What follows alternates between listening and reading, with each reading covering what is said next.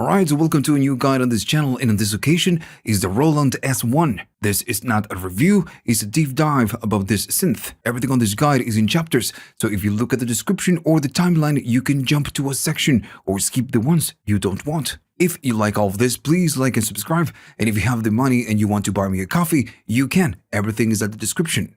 Okay, on this synthesizer, presets and patterns are just the same.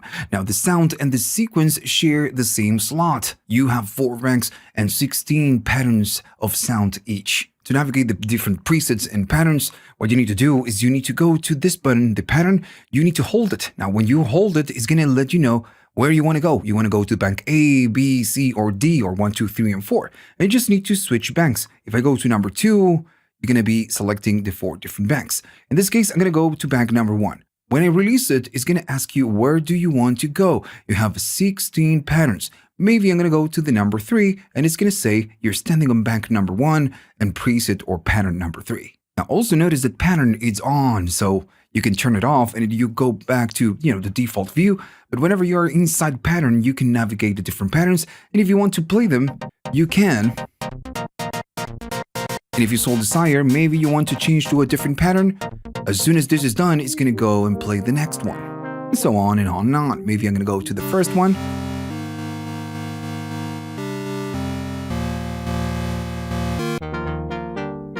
You can use the encoder to change to the different patterns. If I go to the 7, it's going to wait for the 8 is done before it goes to the 7, and, so on and so on and so on.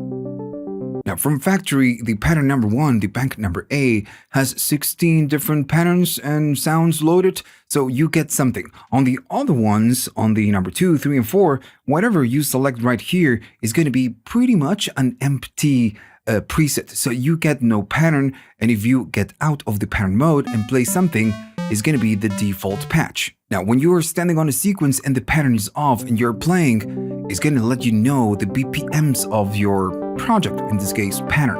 And of course, you can go up in tempo, in BPMs, or you can go down.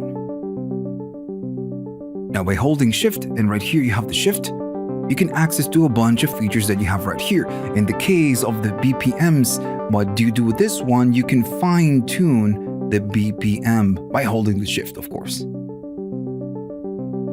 Now, what if you're standing on the pattern and you want to initialize? In this case, I'm standing on the bank number 1 and I'm using the pattern number 7, but I want to start from the scratch. How can you do that? So by going to Shift, you can see that the number 15, it says menu. So you have a bunch of options right there. If you hold Shift and you go to 15, you will enter to the menu section. And right here is going to tell you which property you're trying to enter.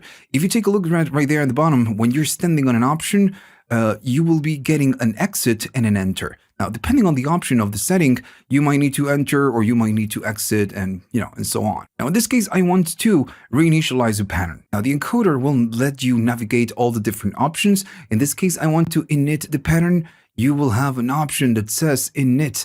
Now, you need to find it. So there we go, init. When you're standing on init, you can exit the menu or you can enter. And in this case, I'm going to be entering. So after it says done, pretty much you have nothing right there in the pattern. And if I play it, it's wiping the sequence as well. Now, this doesn't mean that by initializing or reinitializing a patch is deleting whatever you had. Now, in order to keep it the way it is, you need to save the pattern. If you turn it off and back on, it's going to reload whatever that you had before, of course, if you didn't save it. Right now, again, remember, we are standing on bank number 1, and the patch is the number 7. If I turn this off and I turn it on back again, if I go to bank number A and then the pattern number 7, if I play it back, notice that we get it back, so you don't lose it. Unless you save it after you initialize, you never lose it. I'm going to go to Shift, I'm going to go back to menu and do the same thing that we did before. Let's go to init, and I'm going to reinitialize the pattern. And by sure, we get the default patch back again. If I go back to menu, right there after init, you have something that says reload. So if you want to reload whatever was the saved state of that pattern, you just press enter, and it's going to reload it, and then 1 to exit. And notice that we get the BPMs. If I play it back, we just get the patch back. Cool. Now I'm going to go to frequency and I'm going to go all the way to the top. and I'm going to be going to pattern, select the bank number A, and then selecting, I don't know, the preset number 8. And if I play it, it's going to sound like that. So whatever we have right here is not the real value that the preset is using. So when you save a preset, it's going to save whatever position you had at that point in time, and the panel does not reflect what you stored on the preset. Now, on all the digital synthesizers that can do this, you have a way of loading the panel. On this synthesizer, you do it by doing Shift, right there, and going to Hold. And notice it says manual. On this synthesizer, it's called manual, not load panel. But this is the what you see, what you get. And notice that you get the man right here at the top. Now, I'm going to go down in volume because now it's going to take into account all the different positions that I have right here. And my frequency is all the way up, so it's going to be like super bright. If I go down, you know, we can fine-tune it with whatever we have right here on the panel. Okay, so let's talk about the oscillators. I'm going to go to a pattern, and I'm going to go to maybe the bank number 4, and I'm going to load the pattern number 1. And I know that on that one, I have a default preset. I have pretty much nothing. All right, so you have the main common oscillators. You have a square. If I go all the way up and play it, it's just a square. You have a saw, and then you have a sub-oscillator. And just to finish off, you have a noise generator. You can combine all the different oscillators just to get something, you know, something cool. All right. Now the range control, you can play something and go down and then go up in pitch. Now, one thing that you need to take into account is that you cannot detune the different oscillators separately. When you go up in range, all the oscillators will go up in range. Now, if you go to Shift, right here is going to say octave minus and octave plus. So you're going to be shifting the keyboard, right? Go up. This is the way you do it. A tiny trick, if you press hold and you press a key, it's going to hold that key. Now, with the range, if you go to Shift and you go to range and you move it, notice that it's letting me go up in pitch, and it's going to go 1 octave up, or it's going to go 1 octave down. So you can deviate a little bit from what you have on the range. Okay, so this is what you can do with the main oscillators. You have the range, the square or the pulse, the saw, the sub, and then the noise. Now, of course, with the pulse, we can mess with the pulse width. Now, if I play this, we just get a pulse. Cool. Now, when you go to Shift, it's going to say pulse width modulation depth, then source, and then we get something for the sub-octave. We're going to talk about that in a minute. So if I go to Shift and I go to this option first, we need to decide what is going to be changing the pulse width. And by default, it's going to be an LFO, and we can go into manual, which is the fixed mode, and then we can use an envelope to modulate the pulse width. So for now, I'm just going to select manual. And to confirm that you want to stay on manual, you need to press exit. Now, if I play it, it's still a pulse. So how can we change it? Again, we need to go to Shift, and right there, it's going to say pulse width modulation depth. So this will decide the depth. Now, if I play this, and I move this encoder, we can see that the pulse width is just changing. And you need to scroll a lot right here. You know, just the way it works. Now, still changing the pulse width from here, it's just a little bit annoying, right? You need to do Shift, then go here, and then do the encoder. So we have a tiny little shortcut. I'm going to be holding and then playing something. Now, what you can do Shift, and you can go to the oscillator volume, and this one will let you change the width a little bit easier than going to pulse width modulation depth.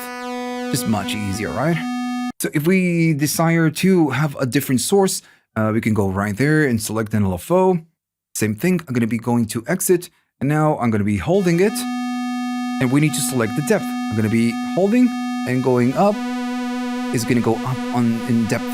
So we just use the LFO to do the pulse width modulation.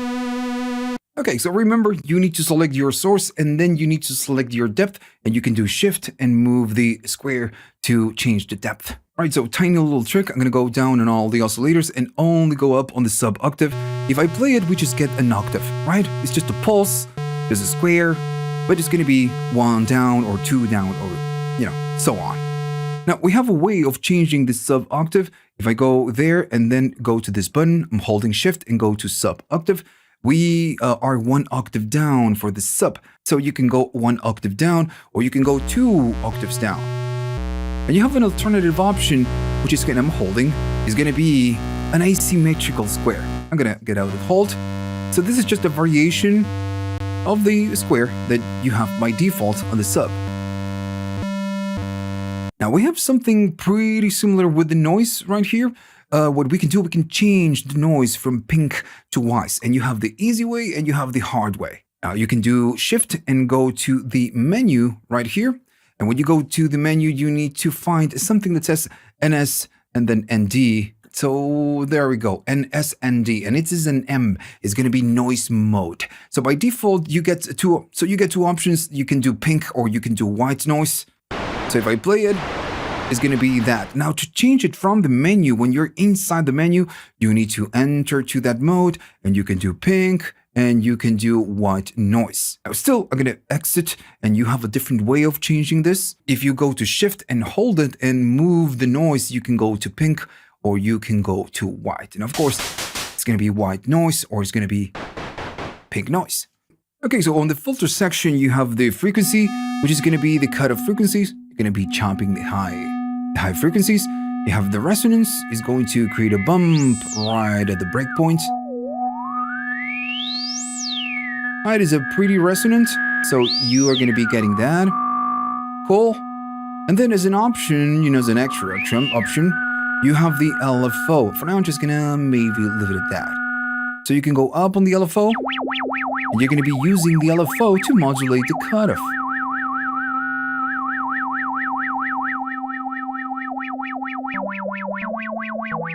Now the other type of modulation is gonna be the envelope. You can use whatever you have on the ADSR that you have right there to modulate the envelope. Now, of course, if you're starting and maybe this is your first synthesizer, I'm going to give you on the next section a 101 on the envelopes so you can understand how an envelope works. But if you know a little bit of synthesis, this is the intensity of the ADSR to modulate the cutoff. All right, so we're going to use this envelope in a minute when we talk about envelopes. Now, on this synthesizer, you have keyboard control. If you go to shift right there at the bottom, the number 7 is going to say filter keyboard. If I go there, it's going to let you select the intensity. Now, if you don't know what this is, I'm going to get out and notice that the filter keyboard value is going to be all the way to 0. If you want it, you're going to go all the way up, and the intensity of the keyboard control is going to be, pretty strong. Now, to show you how this works, because maybe you know, right? Maybe you're starting. So I'm going to set it as 0 and I'm going to exit. I'm going to be chopping some of the frequencies. So maybe around there. So if I play a low key, we are chopping a lot of frequencies. So the higher frequencies, we just don't get them. Now, if I go to higher pitch, notice that they still, it sounds pretty dark because we are cutting a lot of the high frequencies. If I go up on the frequency, we just get them. So when you're cutting a lot, the higher frequencies are going to sound super dark, and the lower frequencies, not that dark because they are low frequencies. Now with the keyboard control, shift and 7, you can decide if the frequency, the cutoff, is going to move or open a little bit more when you play higher keys, and it's going to open a little bit less when you play lower keys. So right now, again, higher keys, super dark, and low keys, dark. If I go to 7 and go maybe all the way up, and I'm going to do this really aggressively so you can notice the difference. 255 is max. I'm going to exit. If I play a high note, notice that we can get it. We get it. If I play a low note, we get more, but it's still low. So the filter is moving. It's opening a little bit less for the lower frequencies or the lower keys. And it's opening a little bit more for the higher keys so we can hear them. And again, if I go all the way back to 0 and I play higher keys, notice that they are just super dark.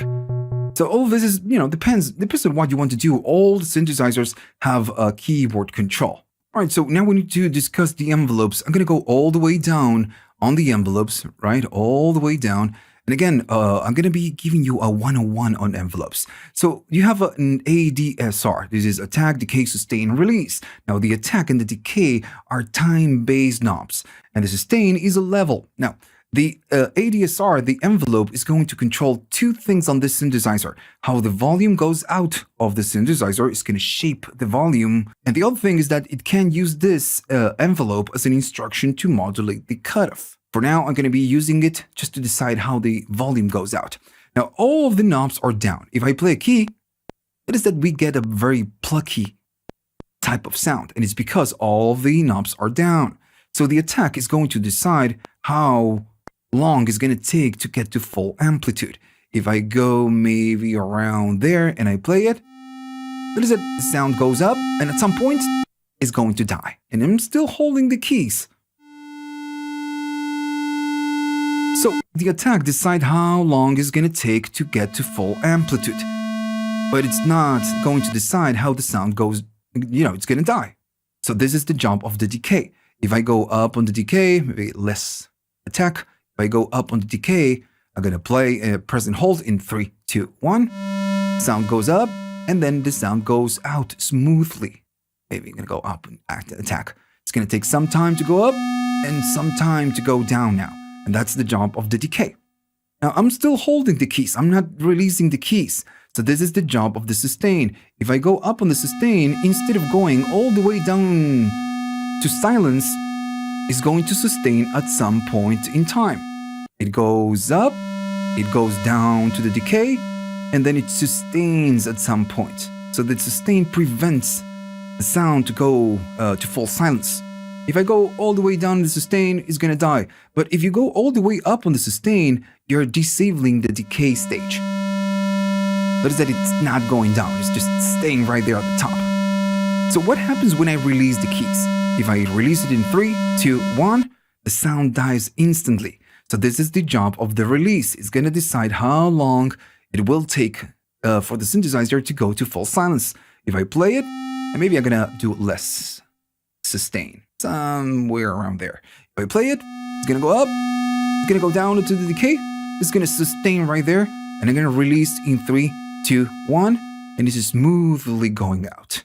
No release is going to go up, go down to the decay, sustains, and die instantly. So this instruction, the ADSR, we use it to shape how the volume goes out of the synthesizer, but we also can use it as a modulation source for the frequency. If I go all the way down, I'm going to be going all the way up on the envelope, and I'm going to go down on the filter. So what I want to do, I want to use this instruction to move the frequency up and down, right? That's what we want to do. So if I have a slow attack, it's going to take some time to sweep, right? And I'm going to be going maybe not that fast. And I'm going to be sustaining there somewhere at the top, and we can use that release as well. And we add some resonance. That's how it works. Now, on most synthesizers, modern synthesizers, you have an ADSR to control the cutoff modulation, and you have a completely different ADSR to control how the amp works, how the volume goes out. In the case of this synthesizer, the same envelope, the same ADSR is going to control both things at once, the envelope modulation and the amp. But we have a way of disabling this. So let's go to the next section and talk about the amp section. Okay, so since now knowing how an ADSR envelope works, it's out of the way. If you don't know, of course, go to the previous section. This tiny synth has a few more options when it comes to envelopes and the amp. So the envelope that modulates the frequency and the amp are using or share the same envelope. But if you go to shift, right here you have an option that says amp. If you type it, if you press it, it's going to say ENV, or you can change it to a gate. So you can use the amp as a gate, or you can use the same envelope for the amp. Now, if you don't know what the gate is, it's like an on and off instruction. You press it, it's going to play. You release it, it's going to go quiet. Right? It's like open and close, on and off. That's how a gate works. So now the amp is going to be using a gate, but the main envelope, this one, we can use it to modulate this without affecting the amp. Now this is true to some old synthesizers, and this is like, the main idea. Synthesizers like Juno 60 or the SH101, this is something that we can do within the front panel. In this case, we just need to go to Shift. Again, we go to amp and we change it from a gate to an envelope, right? So you have the same options than the Juno or SH101. Okay, so on this tiny little synth, we have different modes. We have mono, we have unison, we have poly, and we have chord. So by default, it's going to be poly. If I play a key, 2 keys, 3 keys, and 4 keys is a 4-voice polyphony. Now, if I go to Shift and then go to Poly, right here, we can change the different modes. Now, I'm standing on the different modes. Poly for voices, if I change it, we can do chords, but first I'm going to go to Mono. So Mono is going to be 1 key at a time. We cannot play many keys at the same time. If I go to Unison, it's going to be the 4 voices stacked on top of each other. Unison, and we get that unison sound. And if you're asking, can we detune the voices? No, we can't. And why we cannot do it? Well, I really don't know. Now, the next mode is going to be chord. I'm going to stand on the chord mode. Now, this lets you play a chord with 1 key. If I play 1 key, that is that we get a chord. Now, you can set up the chord, but it's just not easy. Now, when you turn it on, you're going to be stuck on a very specific chord. Now, when you go to the chord mode, notice that you have an option that says enter. The other modes don't have it. So it's because you can enter to the chord mode and you can configure this. Now, the display is a little bit cryptic. It's going to say V2 and then SA or SW. And if I go to the next one, it's going to say YS. So it's just a little bit weird. Now, then it says V3 and then the same thing, and then B4 and then the same thing. So what this does is going to let you enter to the other voices. Now, the voice number 1, and notice that if I go all the way down, you don't get a number 1. It's going to be the one that you're pressing, right? In this case, it's going to be, a C. So the second voice, you can enter here, and notice it says on, or you can get it off. So what you can do, you can, and want to exit, you can turn that voice off or on. And the next option, this one, is going to be changing the semitones. In this case, the voice number 2 is going to be 1 octave up. And you know what? Let me just give you an example. I'm going to go to the voice number 2. I'm going to turn it off. I'm going to go to the voice number 3, and I'm going to turn it off. I'm going to go to the voice number 2 and just turn it off. If I play C, it's just going to be a single voice. It's going to be the voice number 1. So now if I want to create a voice, a chord, in this case, I'm going to need to go to the number 2. I'm going to need to turn it on. I'm going to go to exit, and now I need to go to select what I want to play for that second chord. Right now, it's going to be 1 octave up, but I can go maybe to, there we go, and now, we get a real chord. And if I go out, I need to go to the voice number 3, turn it on, and maybe on this one, I'm going to be doing, why not, a 7. And just like that, you just can go to the different voices, turn them on or off, and changing the different, the different note values. But this is how you create the chord. And again, it's just not super straightforward. You need to dig in just to create a chord, but it's a good thing that you can do it. Now, if you were wondering where the portamento is, well, when you go to Shift, right here, you have something that says porta on, and then porta time. And then you have some playbacks, going to the left and then going to the right. This is for the sequencer. So we have a dual function right here. So if you want to turn on the portamento, you need to go right there, and it's going to be off. So you turn it on. And then if I exit, of course, we are going to be getting the portamento. Now, of course, you need to select the time. This is something that you need to do. So if you go to the porta time, it's going to let you decide what's the time. And if I go really aggressively, we can really notice the porta time. Now, I'm going to leave it around 30 something. So when I exit and I go Shift and I go to portamento on, you have on, You have off, but then you have something that says auto. So auto means that it will only work when you play legato style. Now, I'm going to go, just to show you this, I'm going to set it to on. And if I play a key, notice that it's just gliding, it's applying that portamento. It doesn't matter, I'm just pressing a key. And if I press a key and I'm holding and I press a different key, it will just glide.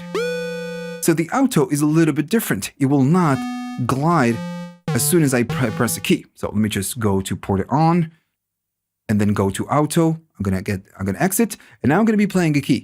Notice that we are not getting portamento.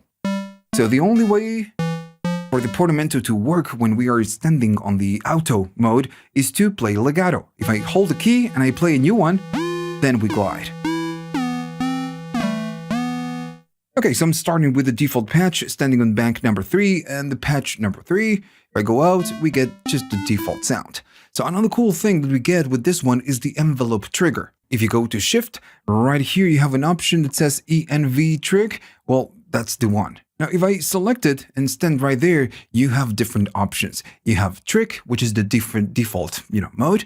If I go to the next one, you have gate, and then you have LFO. So you have 3 different modes. Now, trig, again, is the default one, and how it works, a trigger, is that when we play a key, it's going to trigger the envelope of whatever it is that we are doing, and the envelope will open and close, do the modulation if we are doing modulation, or it's gonna let the sound pass. That's what a trigger means. Every time we play a key, we are triggering. All right. So by going here, we can decide how we want to trigger. Now, in the case of LFO, I'm going to go to LFO. We can make the LFO re-trigger the envelopes. And I'm selecting LFO. I'm going to stay right there, and then I'm going to exit. So now if I play a key, notice what happens. The LFO is re-triggering the envelopes. Now, of course, we can go to the LFO rate and adjust how fast or slow we want for the LFO to re-trigger the envelopes.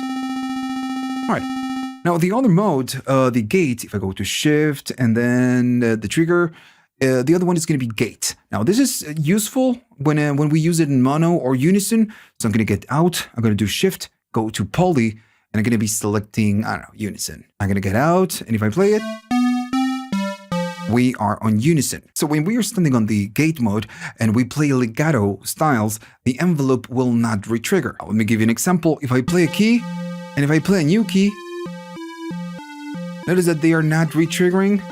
Only they re-trigger when I play a new key. If I'm playing legato style, they will not re-trigger. Now, if I compare it with the other one, which is the trigger, if I go here and just go to envelope trigger, and then go to the normal default trigger that we get, I'm going to be playing a key, and when I play legato, the envelopes will re-trigger, and it doesn't matter, I'm holding a key. But that's the difference between gate and trigger. Okay, so I'm going to standing on pattern, and I'm going to go to a fresh patch. It's going to be the default patch, and we need to talk about the LFO. Now, right from the start, we know that with the LFO, we can modulate different sources like the pitch, and I'm going to do it. I'm going to go right here. This one is going to modulate the pitch. If I go up, we get pitch modulation. We can also modulate the filter. If I go to this one, we modulate the filter. Pretty easy. And then the other one, we know that we have the PWM depth, and we can modulate the pulse width modulation. Again, we know this. We already discussed this. Now still, if I go up on the LFO, we can decide the rate. We go when it goes slow, and it's everything is super small, so it's just a little bit hard with the camera. We can go fast with the rate, and then we have the different shapes. We have a saw, and all of this is just pretty obvious. We have a triangle in this case. We have a saw. We have again triangle. The first one is going to be saw. The other one is going to be an inverted saw. Triangle. Then we have let me just go there. A square, which is an on and off type of deal. And then we have random. There we go. And then we can use noise.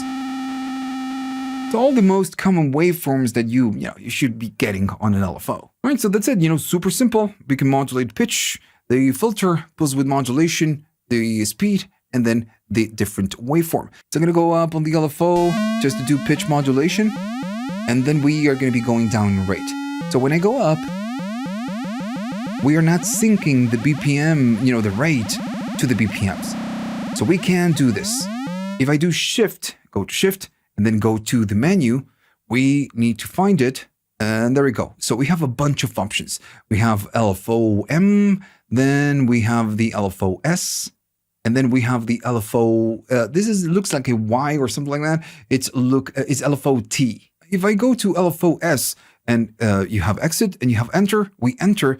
Right now it's off. So this means that the LFO works in hertz. It's not following the BPM because it's not synced. If I go to on, now it's going to be synced. If I exit, now we are syncing. That is that we get the different sync right here. Now all of this is just going to be synced to the whatever BPM you have on this pattern. Right? Simple enough.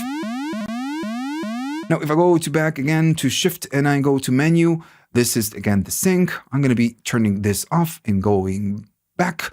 If I go to the M, this is the mode. If I go and do enter, you have norm or you have fast. So when you're working on hertz, the LFO can go slow or it can go faster. So it's like we are duplicating the rate or multiplying the rate times 2, something like that. So I'm going to be playing it. Remember, we are normal and we are on hertz. If I go to shift and move the LFO, it let us change it between normal and fast. If I change it to fast, it's going to be faster. And if I change it to normal, it's going to be slower, right? So we can do it from here. Now, if you're in sync mode, it doesn't matter which one you're using, fast or slow. It doesn't matter. It only works on hertz, not when you're in sync. Now, if I go to shift and go to menu, we have again the mode. It's going to be the sync, and the last one, which is a Y, it's key trigger. It could be a K. So this one, it means key trigger. If I enter here, it's going to be on or off. So if you don't know how it works, it means that if it's on, every time I play a key, the LFO will re-trigger to start at the beginning of the waveform. If it's off, it doesn't matter if I play a key. It's just always a constant motion with the LFO. And I can just, prove this. I'm going to stay on off, right? And I'm going to go out. And I'm going to change the waveform so we can stand on the square, and I'm going to go all the way up. So I'm going to tap the key. And notice that sometimes, and maybe I'm going to go down in rate, I'm going to go slower. There we go. So I'm going to keep tapping. And sometimes the pitch is going to be up, and sometimes it's going to be down. This means because the LFO is constant. It doesn't care I'm playing a new key. It's just following just a constant instruction. So again, the way we can change this is by going to the key trigger. And if I turn it on, now every time that I play a key, the LFO restarts from the beginning, and it's a constant instruction. Now, if I keep playing hold, it's just gonna do its job. But always when I play a new key, is going to re-trigger the envelopes. Okay, so this unit gives you access to 3 different effects. You have a delay, which is going to be right here, and you have a reverb. But also you have a chorus that you can only access through the menu. And how it works is pretty simple. You just need to go up on the delay, and how much you want. I'm going to do something like that. And there we go. If you want reverb, you go up on the reverb and you get reverb.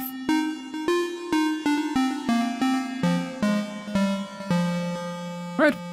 Okay, so I'm gonna go down, and of course we have a lot more options for the delay and the reverb configuration options.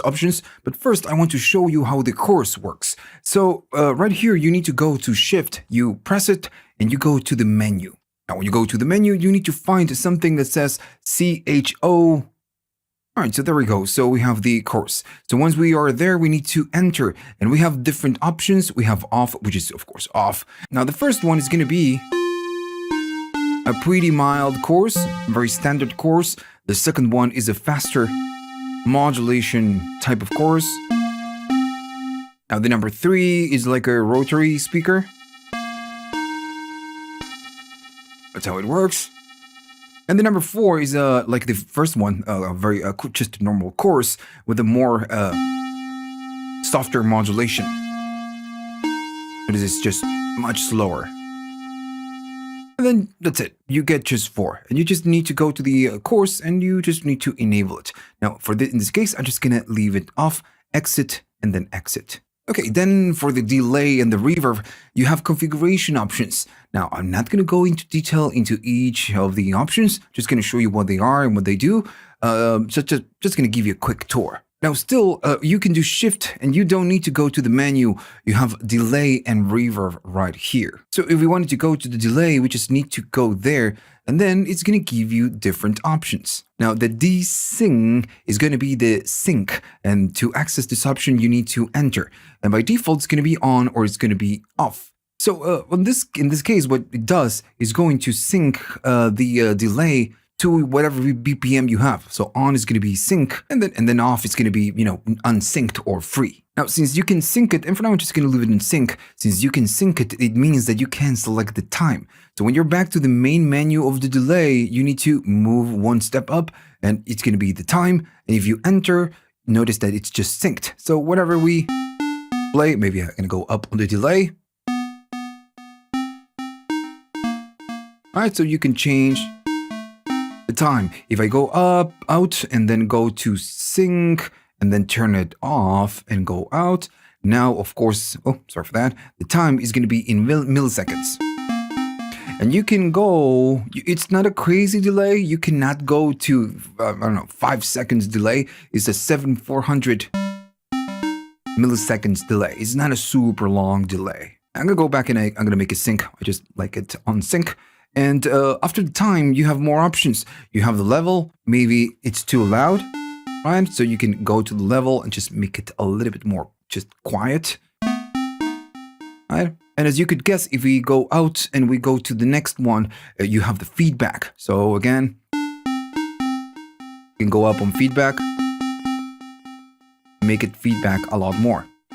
And if I go out, the next option is going to be low cut. And as you can assume, this is going to cut the lows of the delay.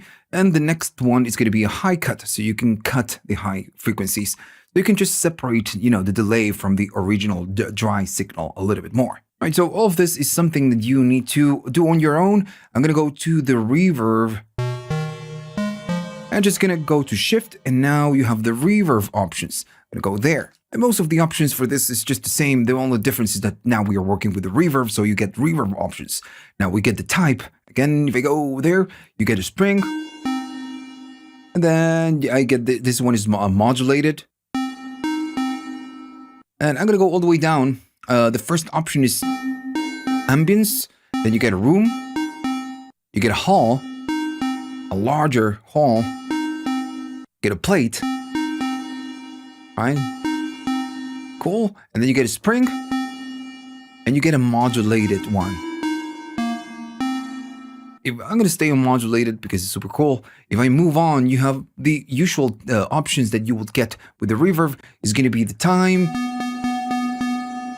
Right? It's like the decay. It's going to take a long time to go down. Then you have the level. If you want to, of course, make it a little bit quiet. Then you have the pre-delay. Again, another option that you usually get with the reverb. And then just like the delay, you have a low cut and you have a high cut. And another thing that you get, since this is an algorithmic reverb, of course, you have a density. So when you go to density, you can go all the way down, or you just can go all the way up and make it super dense. Now, it's by default on 10. I'm going to go all the way down. And notice that you can hear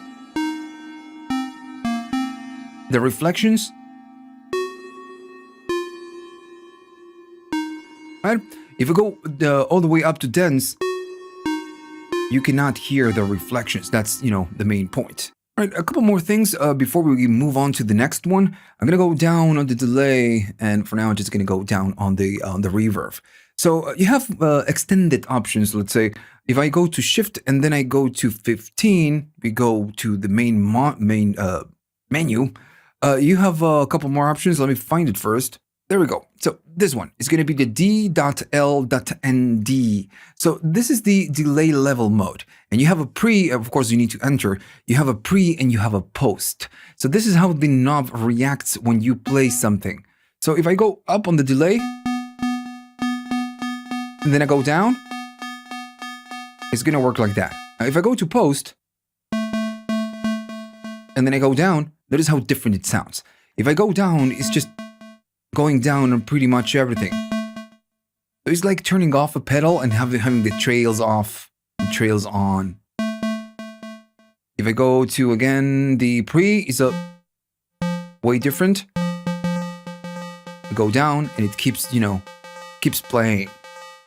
But of course, this depends on what you want to do and how you want to modulate this control. And as you could guess, we have more. If I go out to the main menu, we need to find one that says, oh, okay, so it was right here, right before the delay options. And this is the global delay and reverb. I'm gonna go inside, and right now it says on. Off and on, what's the difference? So again, if I turn it off, I'm gonna go out, and I'm gonna, again, get out. I'm gonna go to pattern, go to the bank number 1, and I'm gonna use the pattern number 1, or the preset number 1. If I play it, this preset has some values, predefined values stored for the reverb and the delay. Now when I change it maybe to the second preset, go to the next performance, the delay and the reverb will have different values maybe, because, we use something else and we stored it on that preset. So if you're creating a performance and you want to use the whole bank by, switching performances, it's a good thing to have a global delay and a global reverb. All right, so this is what you get on that menu. If you access the global delay or reverb and you turn it on, now it means that when you change patterns, the patterns will follow a global delay and reverb. You notice that the sound changed. I'm gonna go to the first one, and I'm gonna go all the way up on the reverb. So it's just pretty obvious, right? If I change it to the second one, the reverb, it's global and super big. If I go to menu and go to global and just turn it off, it's not. Right? So it's just using the configuration of the reverb and delay that we have on that pattern. And this is, again, a very useful and important thing if you're using this for performance. All right, so we can deviate from the good old waveforms that we get right here. I'm going to make sure I'm starting with a new patch. And I'm going to go all the way down on the saw, all the way down on the sub, all the way down on the noise, and I'm going to go all the way up on the square. So we get just a square. I'm going to go louder. We're going to use it in a second. Now, if you go to shift right here at the bottom, it says Oscillator Draw. If I access there, it's going to give you 3 main options. And this is something that you need to remember if you need to work with this. The first option is going to be switch. Now, if I move on, the next option is going to be form, and the next one is going to be mult. Now, for now, you can forget about the mult. I'm going to go to the first one, which is going to be switch. Now, switch decides which mode this oscillator is going to be. So I'm going to be entering there first. Now, if it's off, it means that this is going to be a normal square, right? Just a normal square. If I play something, we still get a square. So if I change it, you have 2 options. You have the step and you have the slope. So I'm going to stay on step for now. If I go out back to the switch, the next thing is going to be the form. And as you can see, notice that you see the triangle right here. And this is what we will do with the pads. We can target different things and just, make the waveform a little bit different. So I'm going to be going out. I'm going to shift and exit because I want to maybe hold a key. Right, so we have the waveform right there. We can see it on the oscilloscope. If I go to shift and back to draw, I'm going to stay in form. And remember, we have this triangle. So now the plan is that we need to hold one of the tiny little cuts that we have right here. We can go down and up. And we start, we can shape and create our own waveform right here. Now, sorry for that. Something happened to the hold. I guess sometimes when you're working with this, it has some issues. Let's say I'm gonna go to draw and I'm gonna go back to form. I'm just holding one single key so we can see the waveform. We were getting a weird one because it started to hold 2 keys at the same time. I don't know why. So again, just by holding the position, you just can draw whatever it is that you want. That's the plan, right? So to exit, shift and exit. And I'm gonna be unholding, and now So that's what we can do, create different waveforms outside from the usual oscillators.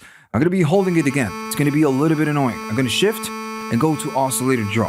Now I'm going to be changing, not to form, to step. And I'm going to change it to slope. So this is the difference. On the step mode, we get something like this.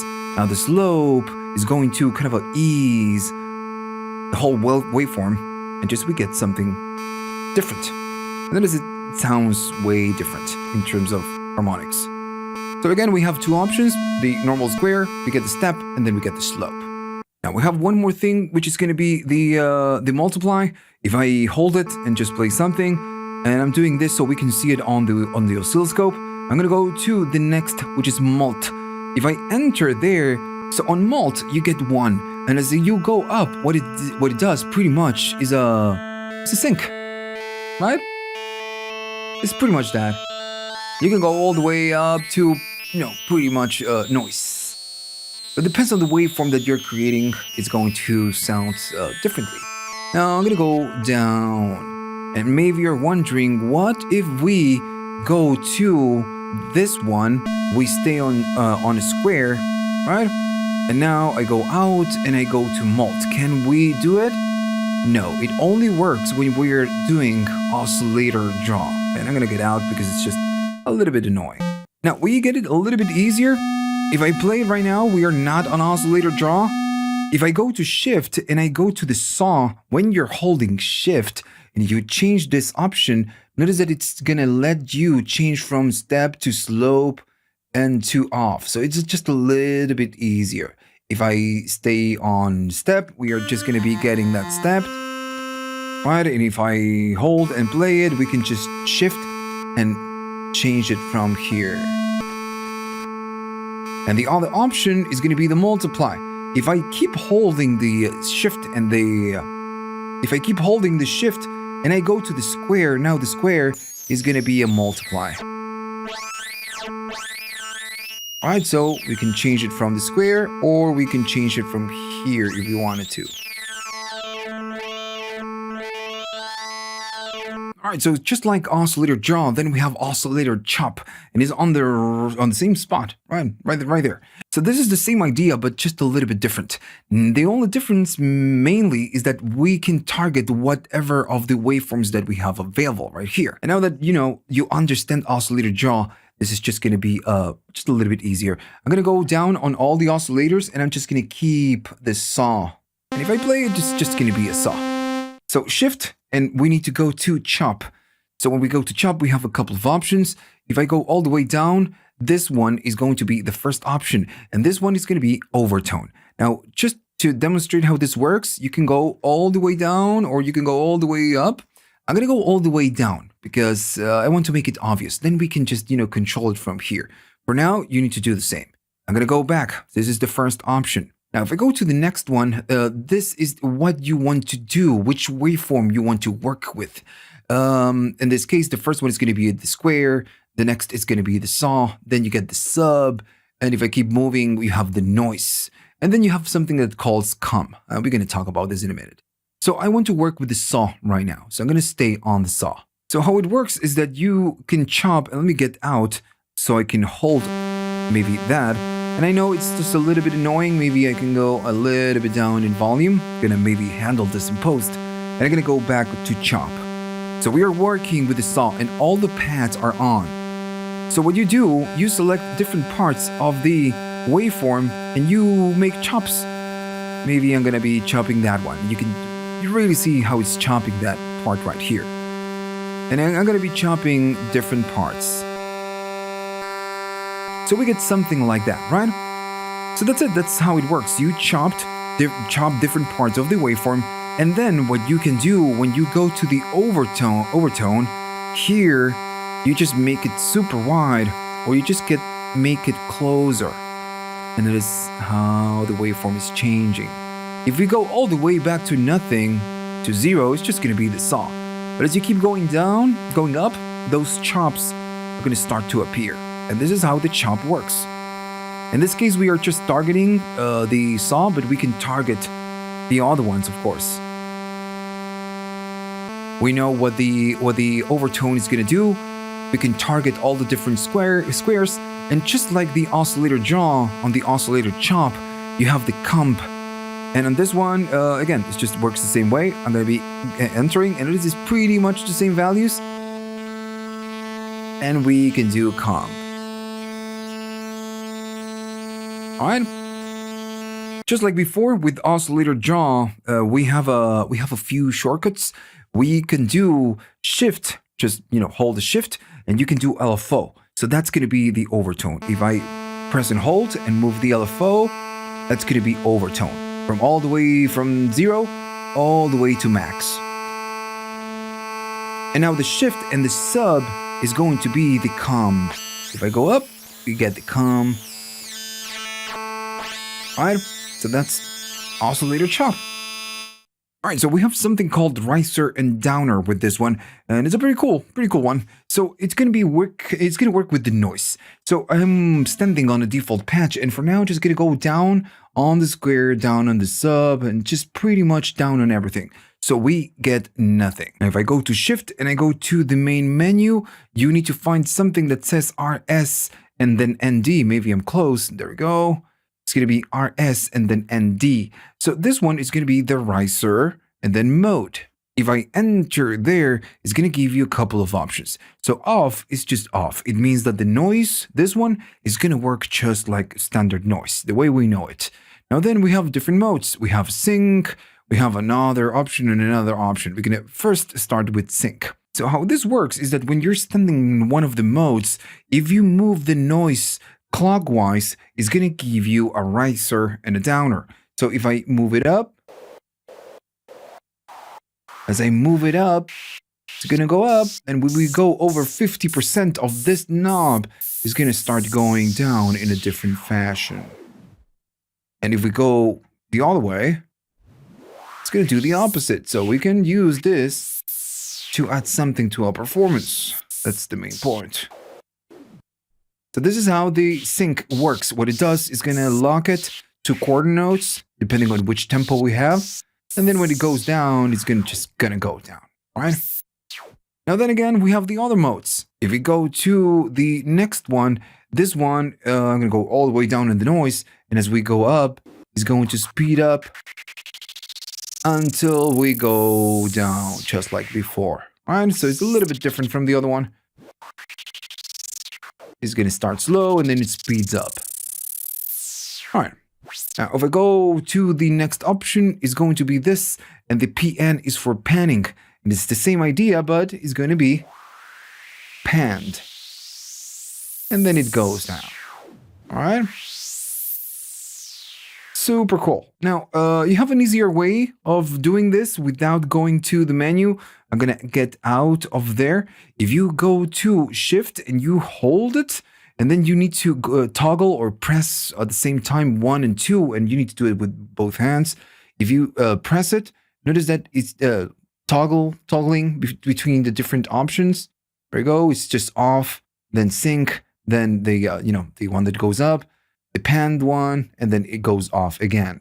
Again, shift and pressing 1 and 2 at the same time. So I'm gonna go to sync. I'm gonna stay right there, and we know that the sync is gonna do something like that, right? And we know. So we have more options, and for this ones we need to go to the menu. So there's no other choice. Sync, so shift and then go to the menu.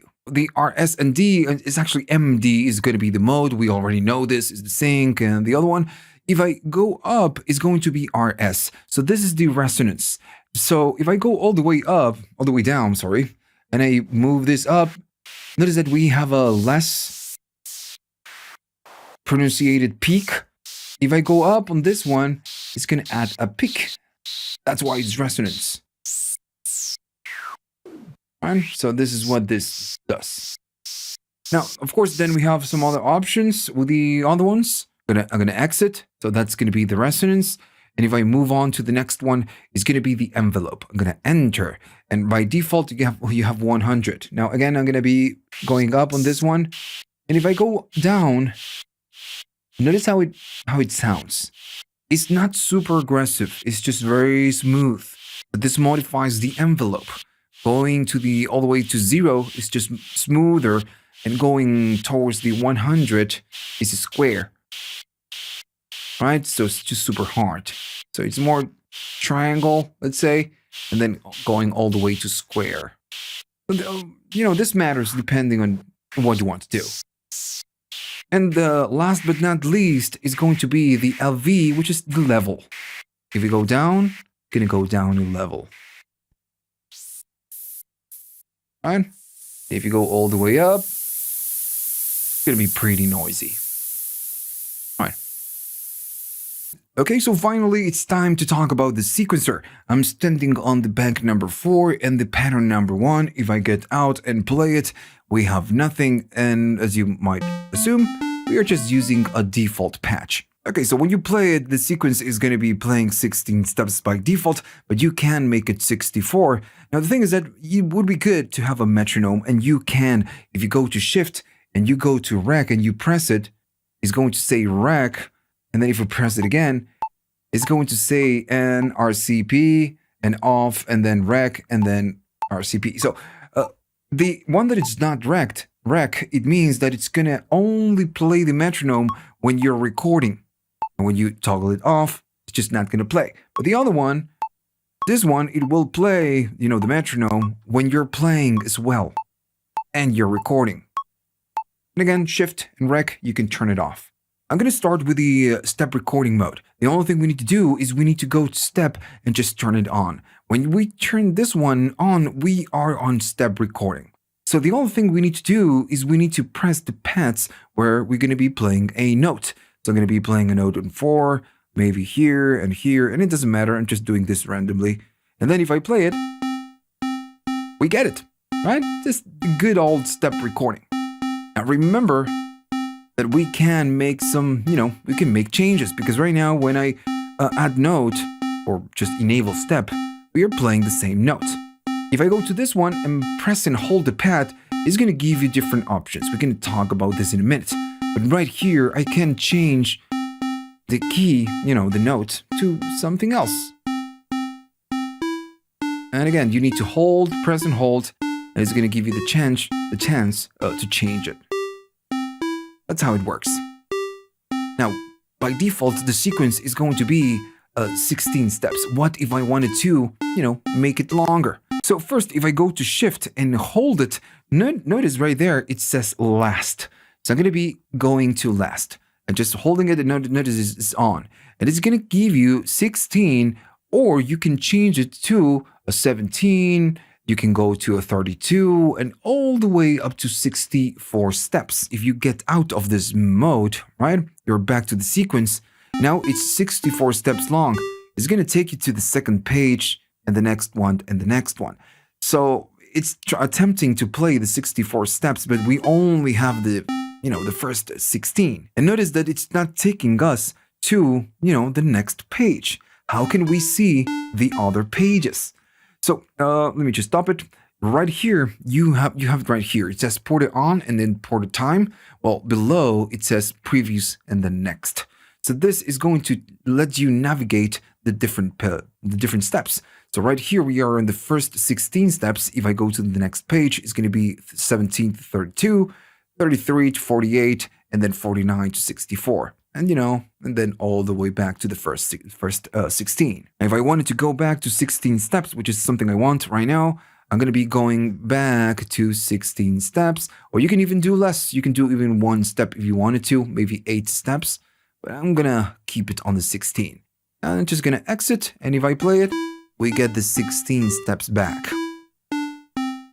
Alright, so that's it. This is how you enter in step mode. You go through the pages, you change the length of the sequence. Now, what if you wanted to delete this sequence and start over? So if you go to Shift, the number 11 right here is going to be clear note. So this lets you just pretty much clear everything. And it works a little bit different depending on the mode you are. On step recording mode, when you go to 11, it's going to kaboom pretty much everything. And it's going to ask you, do you want to clear? Yes or no. So I'm going to say enter, and it's going to say done, and we deleted the sequence. All right, so I'm still standing on step mode. I'm going to be adding a couple of notes just for fun, and I'm going to be playing this. when you hold a step, you can change the note, right? And we know this. Also notice that the D motion is blinking. So you have more options on each different step. I'm gonna, again, stay on that one for now. And if I go to the next one, of course, this is the note number. If I go to the next one, we have velocity. So with the encoder, if we wanted to, we can go down in velocity. Maybe I'm gonna be holding with this hand. And we go down in velocity, and we can do this for all the different steps. Notice that this one is softer. And on this one, I don't know, I'm gonna be going here, D motion, velocity. The next one is gonna be gate. We can go down gate or up in gate. Right, super short. Maybe I'm gonna go add a note right here.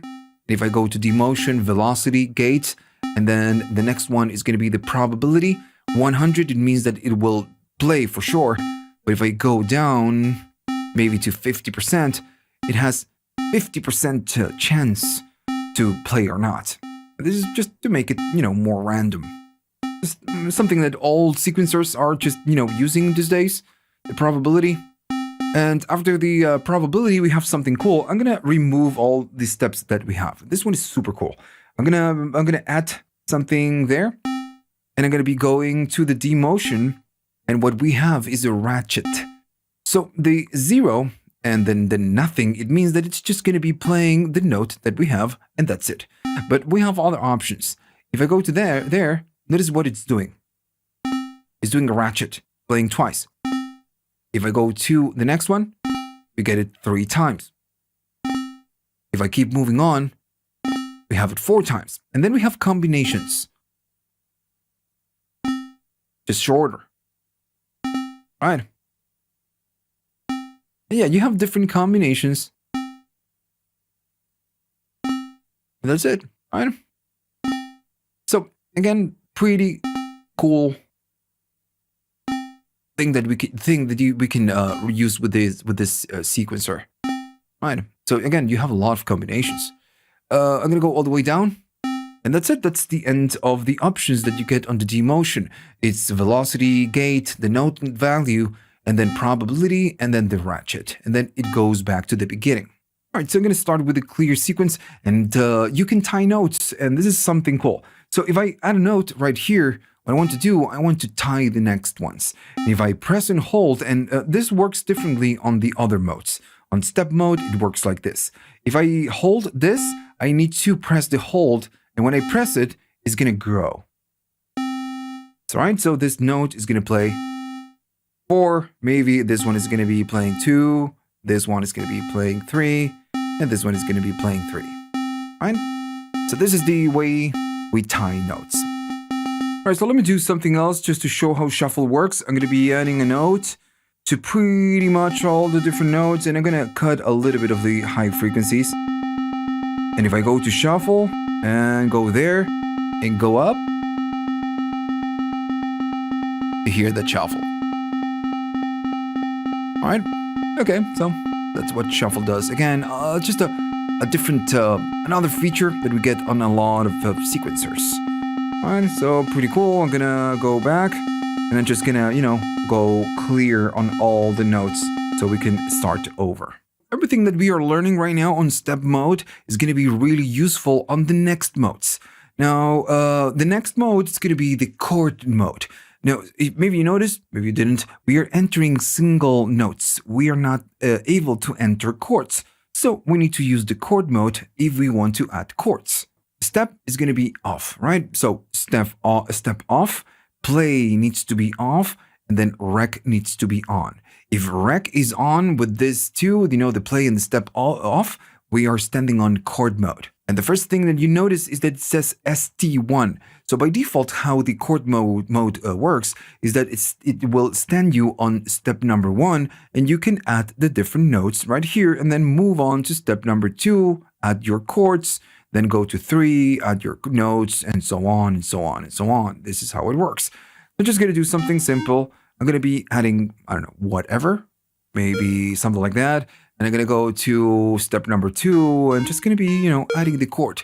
Remember, you cannot do more than 4 different voices, right? So maybe on this one, I'm going to be doing something like that. Now, remember, you can still add lonely notes if you wanted to. And that's it. You just go step by step and you add your chords the way you want to. That's it. And if you do play, it's going to get out of the rec mode. Right? So you cannot edit anymore. The chord mode only works when you're standing on rec. So if you want to toggle the metronome off, you can. So there you go, it works. If we get out of play, we are still standing on the rec mode, and when we move this encoder and we go through the different steps, it's gonna let you audition everything that you did on the different steps. If I move on, notice that every time I change to a step, it's playing back whatever is that we did and showing whatever is that we did so we can change it. Or, edit it. That's the plan. All right, so I'm going to stay on step number 1.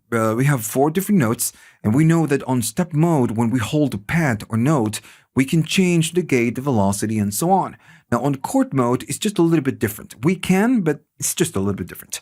So I'm going to be holding this, and the motion is going to, of course, going to blink. So we can edit.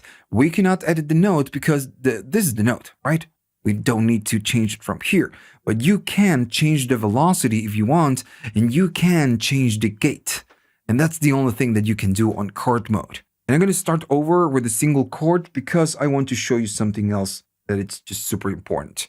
So I'm going to be clearing the whole thing, and we are just, we have nothing. And to go back to the chord mode, we just press rec, and we are standing on step number 1. And I'm just going to be doing something simple. There we go. So what we want to do, we want to edit this note. I'm going to be going to the C, and I can edit the velocity. So if I go down in velocity of this note, it's going to be the velocity of this note only, not the other ones. If I go to this one, notice that the velocity is, the default one. So we can independently change the velocity or, the gates. Maybe this note is going to be super short, and this one will, will not be that short. So you can have different combinations when you edit the different keys. The only bad thing is that you cannot edit more things. Now, the cool thing happens when you tie notes. What happens when you tie? Because we know on step mode, you tie a note, and it's going to be that note for, 4 steps, let's say. So this is super cool. I'm going to hold it. And when I hold it, I'm going to go to hold. And when we press it, it's going to let you know right there how much you're holding it. So I'm going to be holding it until step number 4, and now I'm going to release. Now, if I play it, what can you notice? So the step number 1, we are holding this note. Maybe I'm going to change the velocity. Yeah, let me just make the velocity longer for that note. So when we play it, that lonely single note is sustaining for 4 different steps. Right? So we are able to hold it. So how hold works right here is just like, when we edit the notes, it's going to hold the different notes independently. If I do this, I'm going to hold it for 4 or maybe more steps. And then when I play it back, we just get it. All right, so that's how it works. So I'm going to go back to step number 1, and we know that we have this on step number 1. Right here, when we are standing on chord mode, doing shift and doing clear will not delete the whole sequence. What it will do, it will delete whatever notes that you have on this particular step. So if I do it, I'm going to be proving this. I'm going to go to note. It's going to be clear. I'm going to do done. And if I play it back, notice that the other notes are still there, right? So the only thing that you're doing is just clearing that step. It's a little bit different from step mode. If you want to clear the whole sequence, you go out of the rec mode, you go to step mode, you do shift, you do clear, enter, and kaboom, the sequence is gone. Okay, so we covered the step mode, we know how it works, we know how the chord mode works. The next mode is going to be edit step. A step needs to be on right here, and then rec needs to be on. So when we are standing right here, we are just, entering into the edit step mode. But for now, I'm going to do something. I'm going to go to the chord mode. And I'm going to be just recording maybe different notes. I'm going to be recording a note, a single note. And on this one, I'm going to be recording something like that, just a chord. Doesn't matter. I'm going to get out, and if I play it back, it's going to sound something like that. Right? We get it. So if I go to step on and the rec on, we are standing on edit step. So notice how it changes. It's letting you know that on the first, second, third, and fourth, you have different, you have note values and you have things that you can edit. And every time that you move to a new step, it's going to be playing back whatever you have on that step, right? So this is how the edit step works. Now, there are a couple of things that you need to know. With the other modes, when we hold something and we go to demotion, we can edit different parts. Well, this is the same thing, but it does it to all the notes. So for example, if I go here to step number 1, it will tell me, dude, you have a C, you can't change the note value, you can't change the velocity, you can change the gate, and you can't change the probability. And you can even do the sub, the ratchet one, right? So if you think about this, we can do pretty much the same thing we could do with the step mode. What's going to happen with the chord? Because with the chord, we don't have a lonely single note. We have more notes. We have 4. So if I go here and press and hold it, when we make changes, what's going to happen? So what happens right here is going to take the lowest note, which in this case is going to be C5, and it's just going to transpose everything. That's how it works. It doesn't care about the notes. If you have a chord structure, it's just going to move it. So if I go right there and change it to something else, whatever, it doesn't matter.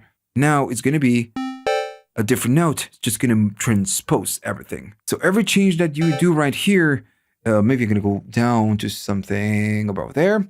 All the notes that you have right here that you can edit, notice that you can edit velocity, gate, probability, and then ratchet. So it's going to do it for all the notes at once, right? You cannot go note by note and edit it on this mode. It's going to do it all at once. If you do velocity and you have 4 different notes on that step, it's going to go down on 65 in velocity for all the notes in that step, and so on and so on and so on. All right, so that's how it works. I'm going to get out of the rec mode, and I'm going to be going to shift. We're standing on step mode. And I'm going to go to note and clear all. I'm going to confirm. And if we play it, we have nothing. So, okay, so those are all the modes. We're still lacking one final mode, and it's the easiest of them all, is the real-time recording, right? So you can enable the rec, and the only thing that you need to do right here is to press rec and to press play. The rec play, and it's going to start recording. And whatever we play, it's just going to, record it. Right, so again, that's how it works. And you have 4 different voices. You cannot go over it. And to remove the metronome. So you're pretty much done. Now, all the other modes, if you do something, you record something on live, real-time recording, you can still, go to step mode and edit everything that you did, or maybe, go again in step mode or edit step mode and just, edit everything that you did. Even if we go to chord mode, you are going to be able to see if you played chords. So everything that we've learned on this section about the sequence, it's really helpful, because if you do something and then you need to change it, now you know how to, because you know the 4 different modes. Now we still have a few more things to go. I'm going to clear the sequence and start over. And I'm going to be entering into the step mode. I'm going to be recording whatever I'm going to be playing back. And that's what we have. Again, just super simple. So we have something called key transpose. I'm going to get out of the step mode. And this is good nothing to do with the sequence. It's just something different. So when we hold the shift, we have something below the step, and it says key transpose. So if I go to shift and play that one, both are going to be blinking. So what we do on this one, you're going to be transposing the sequence, right? That's all. So, and this is when we are playing a sequence. I can go down or we can go up, and we just change it. All right. So this works. I'm going to maybe go there to 5. So if I get out or stop the playback and get out of the key transpose, when I play a key, it's going to be transposed by that amount. It's not just for the sequence, it's for pretty much the whole thing. So if I go to shift and step, notice it's 5 up. So if I play it, this is C. Right? So you can change how the keyboard works, and you can transpose a sequence in this fashion. Still, I'm going to go back to 0 and just leave it a default. And if we play it back, we have the same thing than before, right? We have C's. So another thing that you can do the shift right here, and you can do pattern. And this one enables the step loop. I'm going to be playing that. And notice that the pattern now, it's blinking. So this is what it does. It means that you can hold whatever pad. And notice that I'm just holding a pad where we have no information. And the sequence keeps going on, but nothing gets played back. It is because it's going to play back whatever is that you're holding. So if I'm holding all this different key, all this different steps, it's just going to be playing those back. That's why it's called step loop. If I do just this, it's going to do that, and so on and so on and so on. It's going to do that. Or maybe this one. Notice that it's just playing that. Or maybe this too. And that's it. In this case, makes little sense because we are not. We don't have different keys. Let me just make it a little bit more obvious. So now we have different notes. All right. I'm going to be going out of the step. I'm going to do shift, and I'm going to enter the step loop. And if I play this too, and the ones where we have notes, it's going to only go through the ones that we have notes and not the other ones. If I release, it's going to go through the whole sequence. So this is how it works.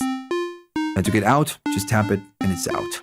All right, so we have a couple more things that we can do. I'm going to go to chord mode. I'm going to stand on the step number 1, and I'm going to be recording a chord. What if we want to copy whatever is that we did right here, and then just, maybe paste it on, a different place? Okay, so I'm standing on the step that I want to copy. So with the rec on, what you need to do, you need to go to step right here, press and hold, and then go to the number 15. And notice that everything changes. It's going to ask you, what do you want to do? You want to copy, and you have more options right here. You have paste, you have insert, and then you have duplicate. And of course, we're going to talk about this. For now, I'm going to say copy. Since we were standing on step number 1, if I enter, we are copying whatever we had on, on that place. If I go out, we are copying the step number 1. If I go to step number, 5, what we can do, we can paste. And it's the same way. I'm going to hold a step, go to the 15, and now we move to the paste, and I'm going to be pasting those steps. And if I get out of here and we play it back, now we have, of course, a chord in the 1 and a chord in the 4th. Cool. Then we have the insert. Again, I'm going to go to rec on, and I know that if I go to the step number 4, we have something right there. I'm going to go to step, hold it, go to menu, and now I'm going to be going to insert. So what this does is going to insert an empty step wherever you were standing. And it means that if you enter an empty step on the step number 4 where we had something, it's going to push whatever is that you had one step back. Again, it's going to grab it and push it and enter an empty step. So we are on insert. I'm going to confirm. I'm going to say yes. And when I get out, if I play it, notice that now it moved whatever we have from 4 to the step number 5. Right? So it's inserting an empty step on the number 4. That's what insert will do. I'm going to be doing shift, and I'm going to be going to clear. I'm just going to clear the whole damn thing. Now, if I play it back, we are going to be getting 16 steps. So if I go to shift and I go to last, it's going to tell me that we have 16 steps. Okay, so we are cool. Now I'm going to be going to step mode, and you should know everything I'm doing right here. And I'm going to be adding some of the notes that we have right here. And I'm going to be playing this. So we have a 16-step sequence. What if I wanted to extend this and make it longer? If we go through the shift and then the last, we can make it longer, but it will not copy whatever is that we have right here. Right? It's just going to be adding empty steps. So I'm going to turn on the rec, and I'm going to stand on the step number 1. And I'm going to be doing step and going to the menu. And now again, we have the duplicate. I'm going to stand on that one and I'm going to be doing duplicate. And then it says done. I'm going to get out. And if I play it back, notice that now we have something different right here. It says ported on and then ported time. It means that we have a longer than 16 steps sequence. And if I go to shift and go to last to see how much we have 32. Now again, if I play this, it goes first 16 and then it goes to the second 16. So it's copying the 16 steps and just duplicating whatever it is that we have on the next page. Right? So that's what the duplicate does. Now, it matters if you're standing on the step number 8 or step number 1. If you're standing on the number 1, it's going to copy everything and then paste it. So it's a little bit different. You need to really be aware on where you're standing before you duplicate. Another thing that you can do, you can change the step length. And it's a little bit weird because on other synthesizers, it has a different name. So right now, it's going to be on 16 notes, but we can change this. Now we can do this. I'm going to get out of the step. Still, we have the sequence. I'm going to be going to shift, and when we hold the shift, I'm going to be going to the menu. So when I go to the menu, I need to find something that says, there we go, PSCL. So this is the one we need. I'm going to go enter, and notice it says 1/16. If I play it back and change this, it's going to change the resolution. Right? So you can change the different resolutions from the menu. By default, it's going to be 1/16, right? So this is again something cool that you can do with a sequencer. All right, so we need to talk about motion sequence, and this is something that you get in pretty much all the synthesizers that have some kind of a sequencer, going on right there. It's something super common. So what we can do, we can modulate or automate some of the params that we have on the synthesizer. Now on this one, you can do up to 8, which is great. The way you record motion sequence is by going to the rec. And when you go to the rec and you modulate, it's going to record it. Notice that it's doing it. If I go up on the delay, then go back, just doing it. Maybe I can do a little bit of noise. There we go. And remember, it can do up to 8. So, right. Now, all of this is just, again, very simple because motion sequence is something super common these days.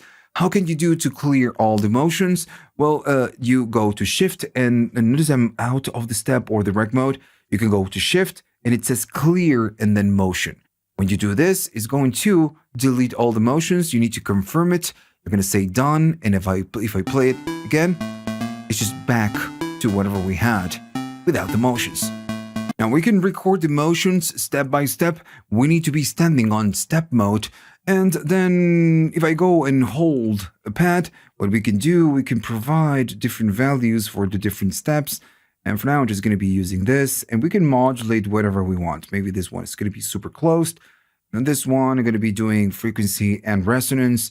Maybe this one is going to go LFO up, and on this one, we're going to go LFO down. And something like that, right? I'm just, fooling around. And if I play it back, notice that we get it.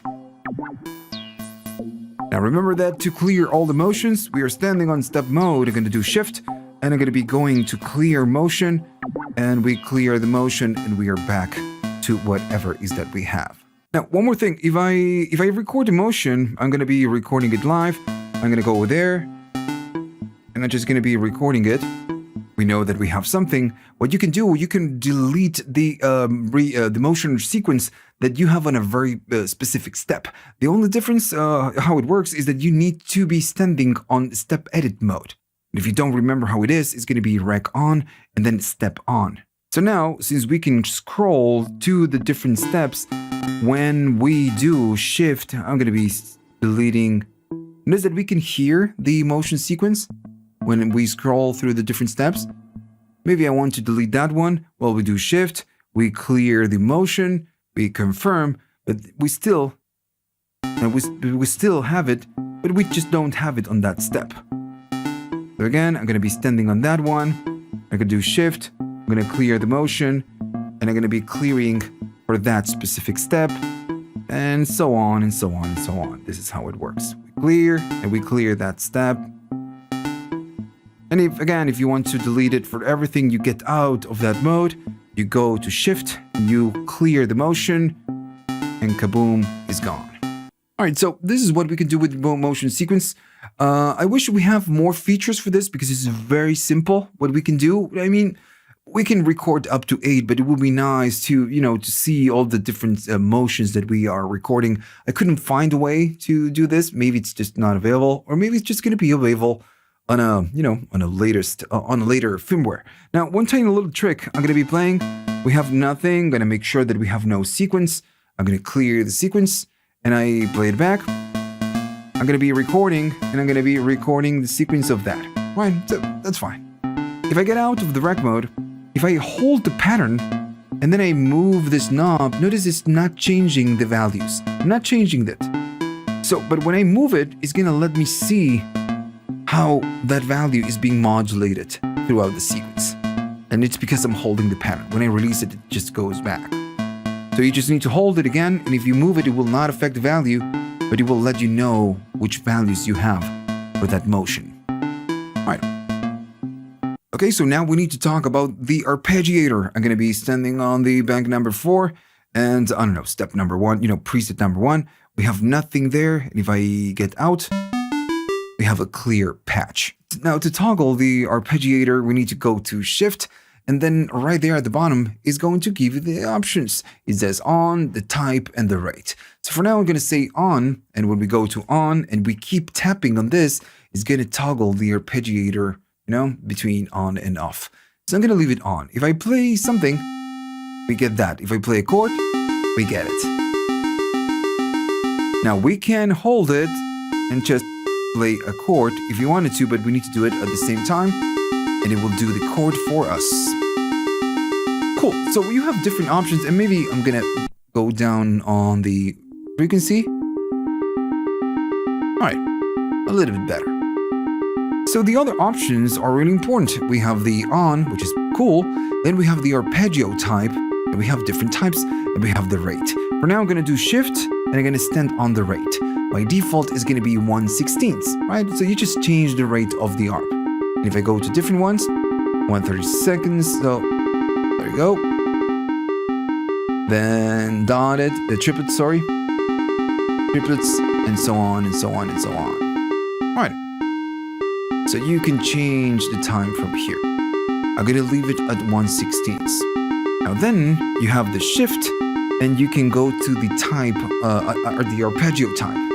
By default, it's going to be up. If I go all the way down, it's still going to be up. That's the first option, and it's what we are getting right now. And maybe, I'm going to go down in tempo so we can really hear this. Shift and arpeggio types. I'm going to go to the next one. Now, the next one is going to be down, right? If the first one is up, this one is down. It goes down. And you have different combinations of pretty much the same idea. If I go up and down, the next one is going to be up, but it's going to be 2 octaves. It's repeating the same triad on this octave and the next one. If I go up, it's the same, but it's down, but it's going to be down 2 octaves. And then again, you just get variations of the same thing. It's a very simple arpeggiator, up and down by 2. And then you get random. And then again, more combinations, random, 2. And that's, I guess that's it. All right. Like I said before, the arpeggiator, it's cool. It's not the best arpeggiator you will just ever have on any other synthesizer. But it's just, enough for this synthesizer. And I really, I cannot ask for much right here. This gives you a lot of bang for the buck, right? The sequences, everything else, all the different effects, everything. So the arpeggiator, it's very simple, and that's fine. I'm fine with it because this can do a lot of other things. Okay, so let's talk about storing and saving and copying and pasting patterns. How can we do it? So I'm going to be going to step, and I'm going to be adding something there. And if I play it back, let's just pretend that I have something cool right here. Maybe not that cool. So we have something, right? So I think that this preset is going to be on the bank number 4. And we are standing on the preset number 1. So I want to save this. How can we do it? Pretty simple. You would just go to Shift, you hold it, and the number 16 is going to be right. The confusing part is that it's going to be asking you for something. It's asking you, what do you want to store? The pattern, or you want to store all? So the pattern is just the pattern that we are standing, which is the bank 4 pattern number 1. And you do enter, and you're going to be saving that. If you do all, you'd saved everything that you did on the synthesizer, right? On all the different patterns. So in this case, I just want to save that one. I'm going to say yes, save it, and done. That's how we save patterns. All right, so what if we wanted to copy paste? Now, we already know how to initialize. If I play this, I know that I have something on the bank number 4 and the pattern number 1. So I want to copy this and paste it on someplace else. All right, so if I do Shift and go to Menu, we already know that we have an option right here for initializing and reloading. So we need to find it. All right, so there you go. So you have the init and you have the reload. And I'm telling you this because the init and the reload is right after a copy. Now on this synthesizer, when you copy a pattern, it means copy paste, right? So I'm standing on the copy and I'm standing on the pattern I want to copy paste. So I say yes, and it's going to ask me, all right, so you're copying what to what? So I want to copy this one. I'm going to be saying enter, and it says done. All right, so what happened? So what it did, it went to the pattern number 4.1, and it saved you the pattern on the same place, right? We already have something there. I don't want to do this. So how it works is that it's copy pasting at the same time. And that's why it says copy. So it should be copy-paste or paste or something like that. This is just a little bit confusing. So whenever we stand on copy, right, I'm going to say enter, and it already copied the patch that we want to, we want to paste. So what we need to do, we need to select the place where we want to paste it. So in this case, it's going to be the number, I don't know, let's say number 4 and then 1, right? So number 4 and 3. So it's bank 4 and patch number, let's go to the number 2. And then, and only then, when we want to paste it right there, I'm going to say done, and it's just pasting it. Let me stand on the bank number 4 and then the patch number 2. And if I play it, we just get it. Okay, so that's pretty much it. So I left some things out because this guide is already too long. The demotion, I didn't do it because it's just pretty silly. Maybe I'm going to be recording a different video showing you the demotion. But pretty much the whole synthesizer, we just, covered this. Maybe I'm going to be doing again a different video showing you some other stuff. Now, if I have to give you my opinion, I think it's a very cool device. It's just $200 and it gives you a lot for $200. It's super light, portable, and it gives you, a lot of things for $200. So I think it's a no-brainer. Now, this is a deep dive. It's a tutorial, and I'm just giving you my opinion. So it doesn't really matter, but it's just my opinion. But that's it. If you find all of this useful and now you know how to use your S1, please like and subscribe. And if you have the money and you just want to buy me a coffee, you can go to the links at the description, or you have the QRs on the screen, and you have PayPal, you have YouTube Thanks, and you have Patreon. Thanks for watching, and see you on the next one.